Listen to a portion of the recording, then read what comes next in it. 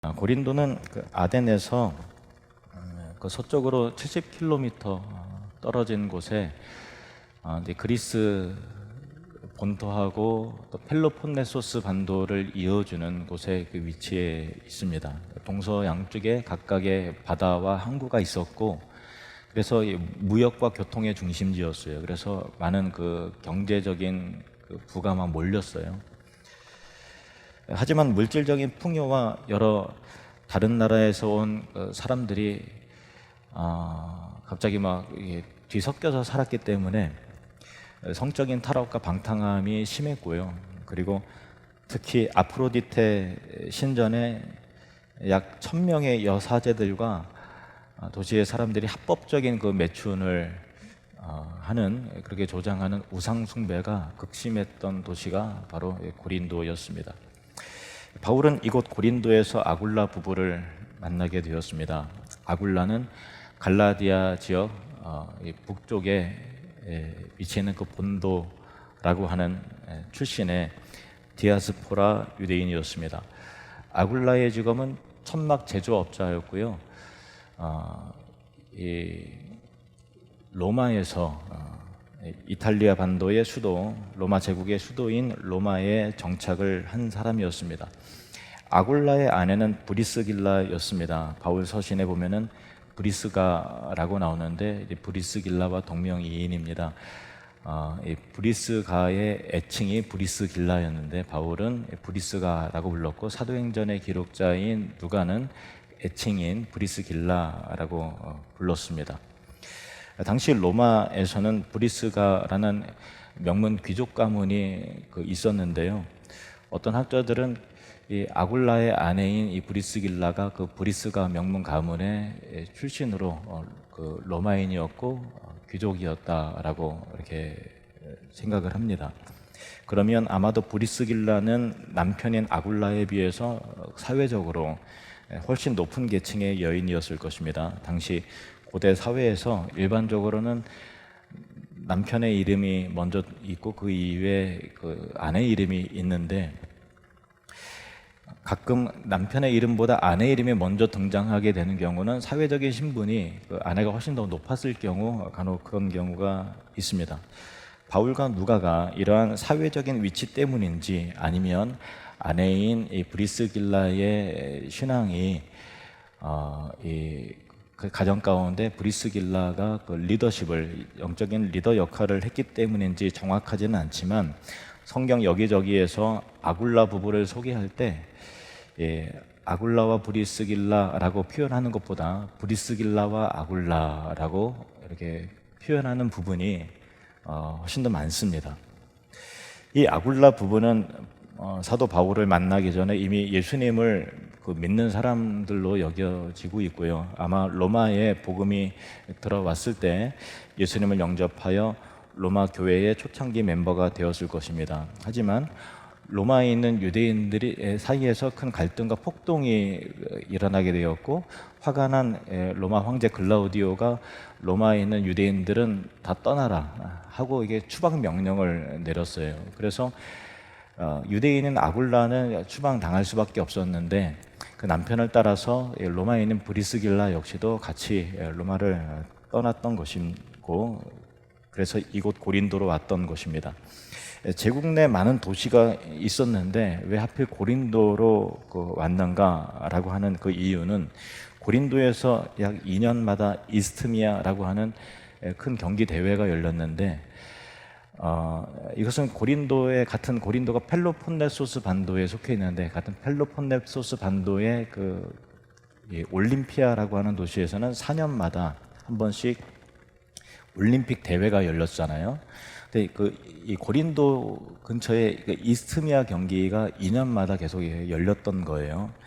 이 대회가 열릴 때면은 경기에 참가하는 선수들과 또 경기를 관람하려는 사람들, 관람객들과 또 군인들로 고린도는 인산인해를 이루곤 했었습니다. 당시에는 숙박 시설이 턱없이 부족했기 때문에 많은 사람들이 숙소로 천막을 사용했습니다. 그래서 천막 제조였던 이 아굴라는 로마에서 추방당한 뒤에 이 고린도의 이스트미아 경기대회 특수를 누리기 위해서 고린도로 왔었던 것이죠. 그리고 그 비슷한 시기에 아덴에서 사역하다 고린도로 온 그 바울을 만나게 된 것입니다. 바울도 역시 길리기아의 다소 출신의 유대인인데, 이 길리기아의 다소는 천막을 만드는 천생산지로 유명하거든요. 그리고 유대인들은 자신의 자녀들이 기술 하나씩은 습득하도록 했는데, 바울도 자연스럽게 천막 만드는 기술을 어려서부터 습득을 그렇게 했었던 것입니다.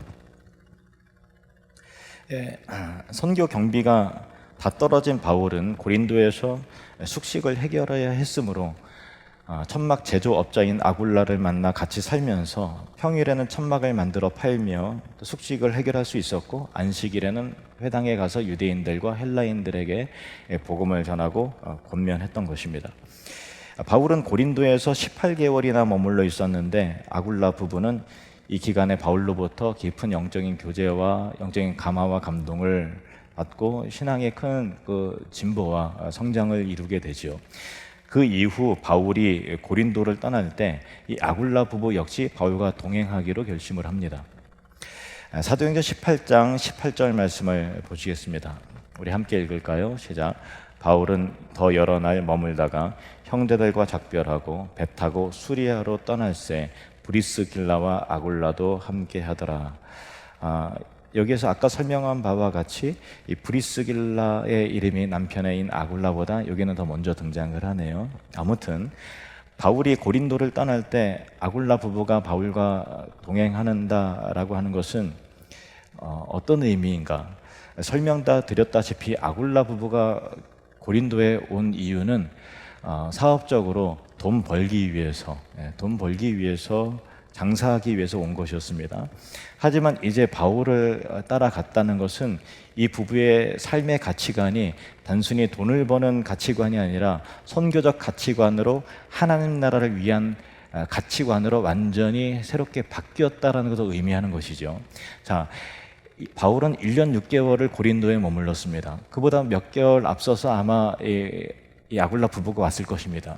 그래서 2년마다 한 번 열리는 그 이스미아 경기의 특수를 누리는데, 이제 곧 이스미아 경기가 열리게 되고 천막을 많이 팔아야 되는 그 시즌에 아굴라 부부는 바울과 동행하기로 1년 6개월 동안이나 고린도에서 기반을 닦아 놓은 사업의 터전을 포기하고 바울을 따라 나서는 것입니다.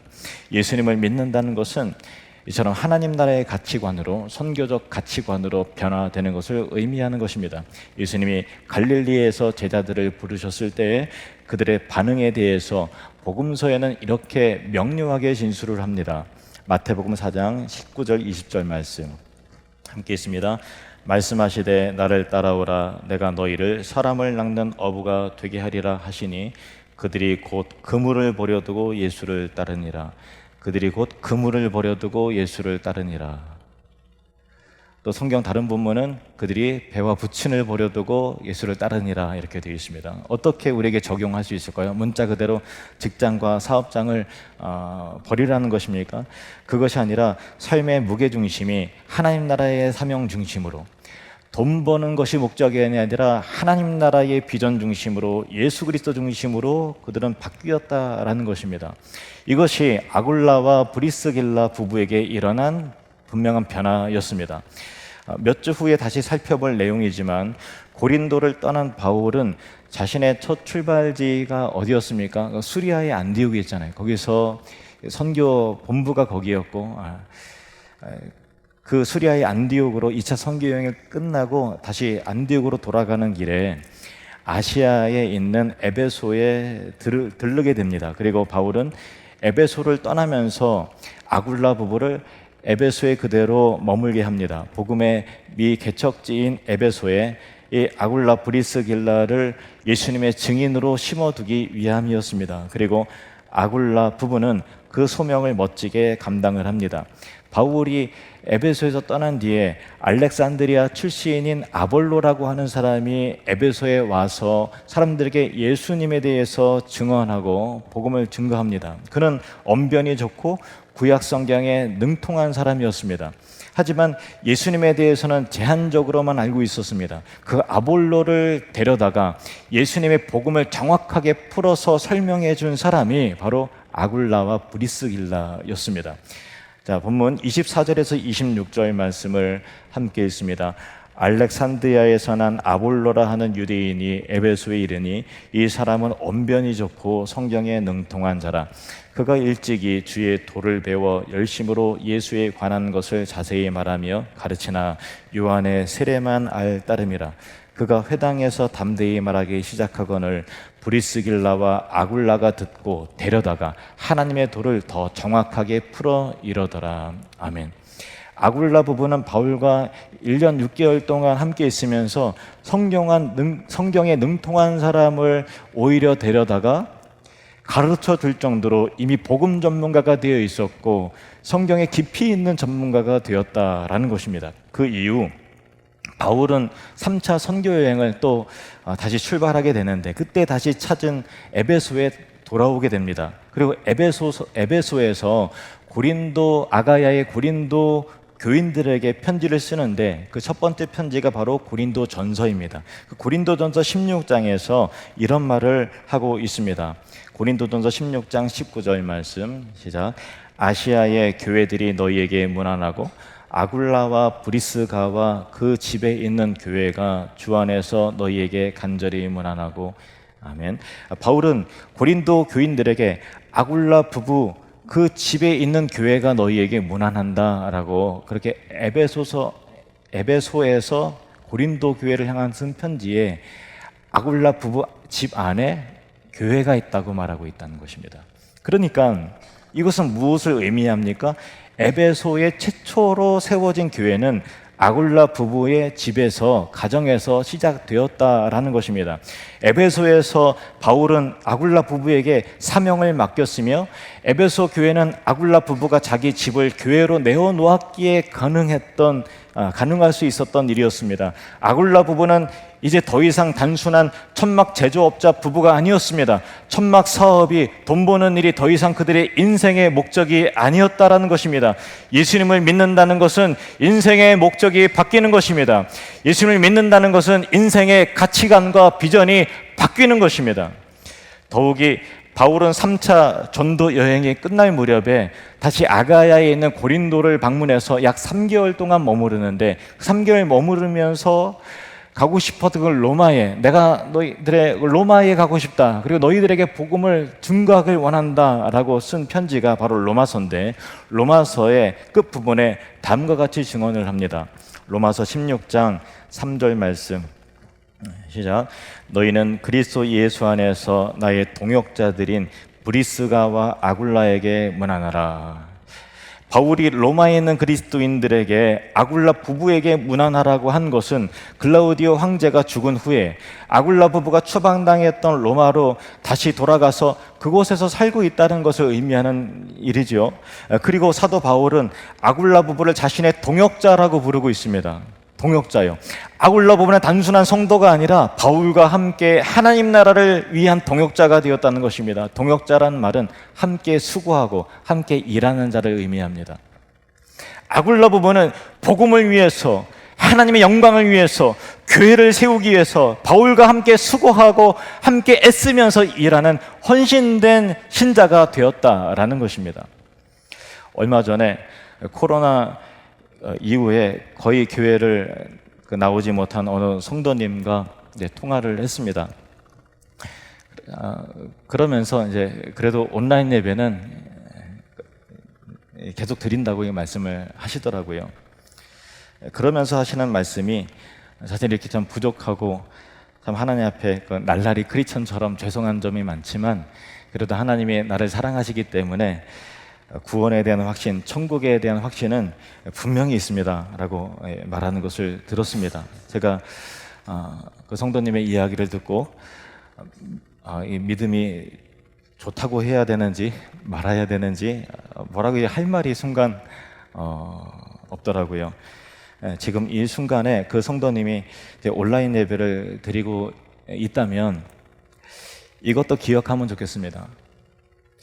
예수님을 믿고 구원받은 것으로 만족하지 말고 신자가 되고 하나님의 자녀가 된다는 것은 하나님 나라의 비전을 품고 함께 수고하고 함께 헌신하면서 하나님 나라의 동역자가 되고 교회의 일꾼이 되어야 된다는 것을 말씀드리고 싶습니다. 그것이 여러분에게 하나님 나라의 상급이 될 것입니다. 바울은 에베소에서 고린도 성도들에게 편지를 쓰면서 고린도에서 열리는 이스트미아 경기를 떠올렸습니다. 그리고 이스트미아 경기의 대회를 예를 들어서 이렇게 신자의 삶을 설명하는 것을 봅니다. 고린도전서 9장 24절에서 25절 말씀 함께 있습니다. 운동장에서 다름질하는 자들이 다 달릴지라도 오직 상을 받는 사람은 한 사람인 줄을 너희가 알지 못하느냐. 너희도 상을 받도록 이와 같이 다름질하라. 이기기를 다투는 자마다 모든 일에 절제하느니 그들은 썩을 승리자의 관을 얻고자 하되 우리는 썩지 아니할 것을 얻고자 하노라. 아멘. 이스트미아 경기 대회를 수시로 관람하고 했던 그 고린도 성도들에게 이 비유는 공감을 일으키기에 적절한 내용이었습니다. 우리는 이 세상의 썩을 면류관이 아니라 영원한 면류관, 영원한 하나님 나라를 소망하는 자들이 아닙니까? 이 세상에 금메달을 따기 위해서, 월계에서 관을 얻기 위해서 세상 경기하는 사람들도 자기를 절제하면서 계속해서 훈련하고 달리고 지치고 이러다 또 달리고 또 달리고 하는데 영원한 하나님 나라를 위한 사람들이 그와 같이 하는 것은 마땅하지 아니하냐라고 하는 바울의 권면이었던 것입니다. 영원한 면류관을 얻기 위해서 상 받도록 달려야 한다는 것이죠. 달리는 것은 어렵고 힘들고 숨가쁘고 지치는 것입니다. 하지만 최선을 다해서 달릴 때 천국에서의 상급이 있는 것이고 간신히 천국의 문턱에 들어가는 것으로 만족하지 말고 영원한 상급을 준비하는 신실한 충성스러운 주님의 성도가 되시기를 주님으로 축원드립니다. 하지만 이 시대의 많은 신자들이 쇼핑하듯이 하나님을 믿고 있는 것입니다. 인터넷에서 유명한 목사님의 좋은 말씀을 쇼핑해서 선택하여 보고 듣는 것으로, 은혜 받는 것으로 신앙을 띄우는 것입니다. 교회에 와서도 백화점에 와서 쇼핑하듯이 신앙생활을 하는 경우가 얼마나 많이 있습니까? 그래서 사람들은 말씀이 좋은 설교자를 쫓아갑니다. 좋은 신앙 콘텐츠와 교육 시스템이 갖춰진 큰 교회를 그래서 선호하는 것입니다. 그러면서도 좋은 시스템을 갖춘 교회가 되기 위해서 함께 수고하고 헌신하는 것은 부담스럽고 싫은 것입니다. 시스템을 원하지만 시스템을 이루기 위해서 헌신하는 것은 싫다. 이것은 얼마나 큰 자기 모순이고 얼마나 이기적인 것입니까? 우리 현대 그리스도인들이 다 이렇다는 것입니다. 다 병들고 있는 것입니다. 신앙이라는 것은 은혜를 쇼핑하는 것이 아닙니다. 예배를 쇼핑하는 것이 아닙니다. 하나님 나라의 동역자가 되어야 하는 것입니다. 운동장에서 경기하고 달리듯이 교회에 함께 하나님 나라를 열망하면서 영혼을 구원하게 분투하고 애쓰면서 땀 흘려 세워나가는 헌신자가 되기를 축원합니다. 에베소서 4장 11절 12절 말씀을 보십시오. 그가 어떤 사람은 사도로, 어떤 사람은 선지자로, 어떤 사람은 복음 전하는 자로, 어떤 사람은 목사와 교사로 삼으셨으니 이는 성도를 온전하게 하며 봉사의 일을 하게 하며, 봉사를 해야 된다는 것입니다. 주님 나라를 위해서 일해야 된다는 것입니다. 그렇게 그리스도의 몸을 세우려 하심이라. 사랑하는 우리 하늘누림교회 성도 여러분, 예배를 쇼핑하지 마시기 바랍니다. 함께 예배가 살아있는 교회가 되도록 만들어 가시기를 원합니다. 모든 성도가 하나님을 기쁘게 예배할 수 있도록 차량 운행으로 봉사하고 또 안내로 봉사하고 찬양으로 봉사하고 우리 다음 세대가 하나님을 예배할 수 있는 사람으로 세워질 수 있도록 교사로 봉사하고 선교 지역의 성도들이 예배할 수 있도록 기도하면서 헌신하면서 또 지역 교회를 방문하면서 그렇게 함께 수고하고 교회를 세워나가는 주님의 동역자가 되시기를 바랍니다. 그리고 무엇보다도 스스로가 하나님을 기쁘시게 하는 예배자가 되기를 원합니다. 봉사는 하는데 예배를 안 드린다? 문제가 있는 거예요. 예배는 드리는데 예배자를 돕는 일에 헌신하지 않는다. 물론 초신자는 그럴 수 있어요. 그리고 연세 드신 분도 고동이 불편하시게 당연히 뭐 그럴 수 있습니다. 그렇지만은 성숙해야 될 성도가 여전히 그러고 있다는 것은 그거는 큰 문제죠. 온라인으로 대충 때우지 말기 바랍니다. 온라인 예배는 특별한 상황에 있는 분들을 위한 거예요. 얼마든지 이해하죠. 얼마나 우리 현대 사회가 복잡합니까? 얼마나 많은 일들이 있습니까? 또 직장 문제를 자기 마음대로 못 하잖아요. 충분히 다 고려하고 이해를 합니다. 그분들을 위해서, 또 병약한 부신 분들을 위해서, 연로하신 분들을 위해서, 출산하신 분들을 위해서, 불가피한 분들을 위해서 온라인 예배가 있는 것입니다. 이제 다음 달이면 10월이고 팀사역 지원의 달인데, 모두에게 게시판에 뭔가 이렇게 적으라고 돼 있고 자기의 이름이 쓰여져 있고 또 이름 적으라고 뭔가 요구받고 하는 그런 것이 여러분 참 불편하실 거예요. 저도 참 뭘 여러분에게 시키고 부탁하고 하는 게 힘든 일입니다. 그러나 여러분에게 교회가 있다는 것은 교회를 함께 세워나갈 책임이 또한 따른다라는 것을 꼭 기억하시기를 바랍니다. 그것을 부정해버리면 안 됩니다.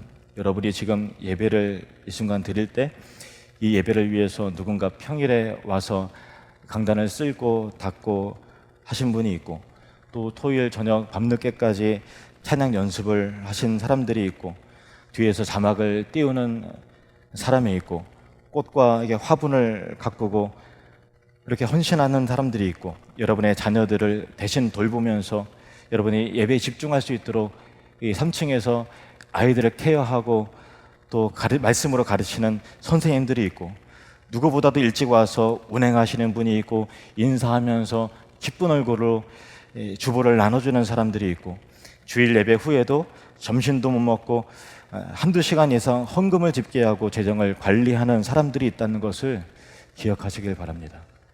그냥 되는 게 아니에요. 자신의 시간과 삶과 에너지를 주님께 드리는 사람들에 의해서 예배가, 교회가, 선교가 이루어지는 것입니다. 여러분 모두가 주님의 동역자가 되길 바랍니다. 교회를 향한 헌신자가 되길 바랍니다. 진정한 예배자가 되시기를 축원드립니다. 바울은 로마에 있는 불특정 다수의 성도들에게 자신의 동역자인 아굴라 부부가 나의 동역자다라고 말하면서 이 아굴라 부부에게 무난할 것을 말한 이유를 바울 스스로가 이어서 밝히고 있는데, 4절 말씀을 보시겠습니다. 로마서 16장 4절 시작. 그들은 내 목숨을 위하여 자기들의 목까지도 내어 놓았나니 나뿐 아니라 이방인의 모든 교회도 그들에게 감사하느니라.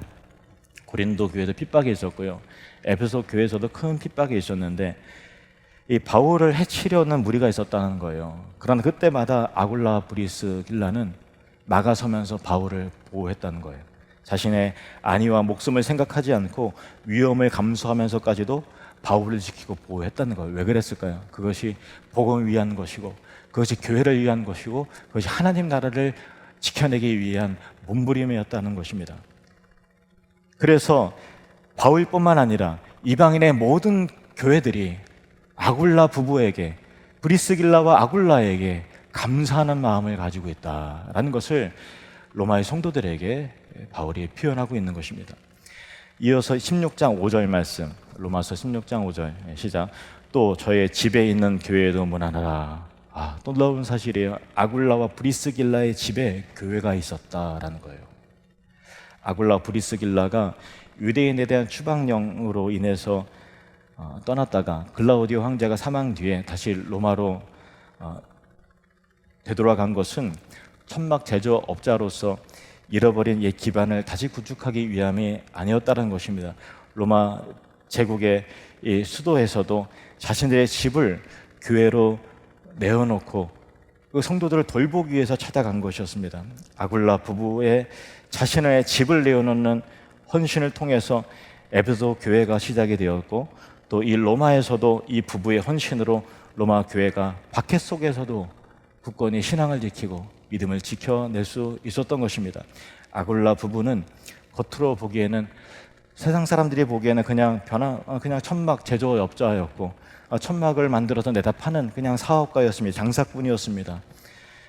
하지만 실은 천막 제조를 수단으로 삼아서 가는 곳마다 주님의 은혜와 사랑을 흘려보내는 주님의 통로였고, 바울을 위해서 자신의 목까지도 내놓을 정도로 주님과 교회와 주의 종을 위한 동역자여 위대한 헌신자였다는 것을 성경은 우리에게 말하고 있습니다.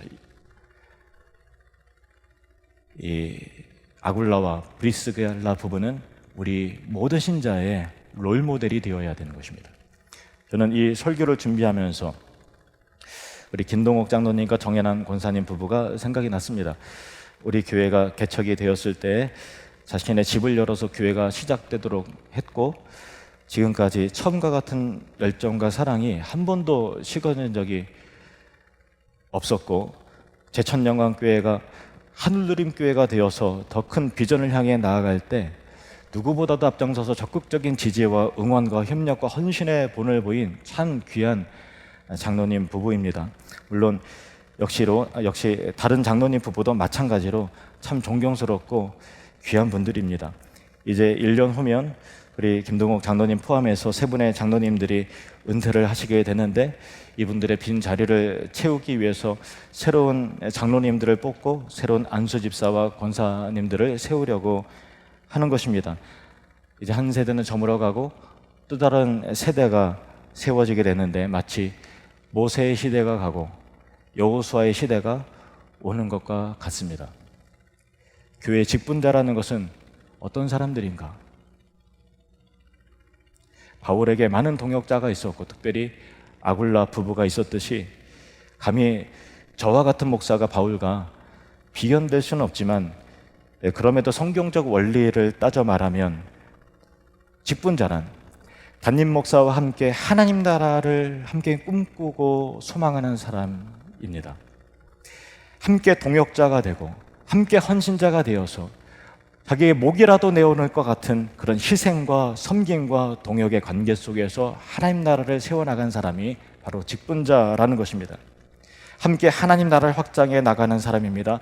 수고하고 애씀으로 영원한 상급을 바라보면서 함께 달려가는 사람인 것입니다. 물론 달린다는 것은 어려운 일이에요. 포기하고 싶고 주저앉고 싶고, 또 정말 한번 넘어졌을 때 이대로 멈추고 싶은 때가 물론 있겠지만, 이 세상에 썩을 면류관을 얻고자 하는 사람도 그럼에도 불구하고 계속해서 달려나가듯이 하나님 나라를 위한 사람도 그와 영원한 상급의 비전과 열망과 욕심이, 거룩한 열망이 있게 되기를 여러분 축복합니다. 만일 여러분이 현재 직분자로서 이러한 모습이 아니라고 한다면 이렇게 새롭게 바뀌어지게 되기를 간절히 소망합니다. 여러분, 직분 그 자체를 소망하지 마십시오. 위치 그 자체를 욕심내지 마십시오. 그저 하나님 나라의 동역자가 되기를 바랍니다. 교회의 일꾼이 되시길 바랍니다. 바울과 함께 고린도를 떠나서 에베소에서 자신의 집을 열어서 교회를 세우고, 또 로마에 가서도 희생과 섬김으로 교회를 견고케 했던 아굴라와 브리스길라 부부와 같이 우리 교회에 제2의 아굴라와 브리스길라 부부가 세워지게 되고, 또 제2의 우리 김동욱 장로님 부부와 같은 사람들이, 특별한 헌신자들이 앞으로 세워져서 우리 하늘누림 교회가 시대가 거듭되면 될수록 매년 더욱더 새로워지고 제2의 전성기가 오게 되는, 새로운 리더를 통해서 전성기가 시작되는 놀라운 축복과 은혜가 펼쳐지게 되는 미래가 있는 교회, 소망이 있는 교회가 되기를 주님으로 축원드립니다. 기도하겠습니다.